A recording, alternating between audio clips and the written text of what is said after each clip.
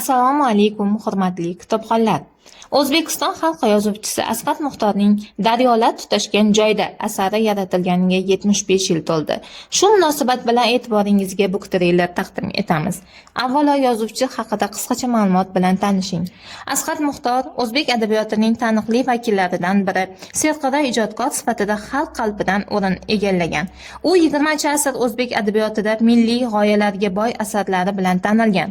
Asqat Muxtor ijodida tarixiylik, milliylik va insonparvarlik g'oyalari yetakchi o'rin egallaydi.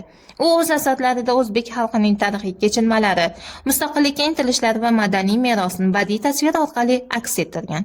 Adibning eng mashhur asarlaridan biri Daryolar tutashgan joyda romanidir.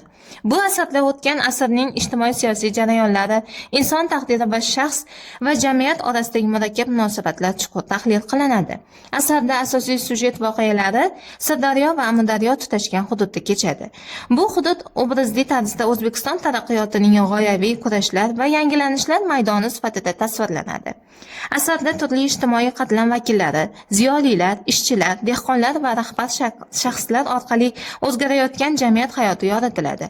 Bosh qahramonlar orqaligina emas, balki asarning umumiy ruhiyati orqali ham yozuvchi insonning ichki dunyosi, tarix va kelajak haqida chuqur mushohada yuritadi. Daryolar tutashgan joyda romanida muallif tarixiy voqealar fonida insoniylik, ma'naviy poklik, mehnatga sadoqat kabi qadriyatlarni ilgari suradi. Mazkur asar Asqat Muxtorning yuksak badiiy mahoratini, xalqona obrazlar yaratishdagi iste'dodini ko'rsatadi.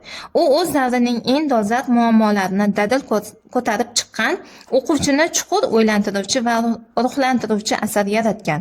Shu jihatlari bilan Daryolar tutashgan joyda o'zbek adabiyotida yirik ijtimoiy falsafiy romanlar qatorida munosib o'rin egallaydi. Ushbu kitobni o'qish uchun sizni kutubxonamizda kutib qolamiz.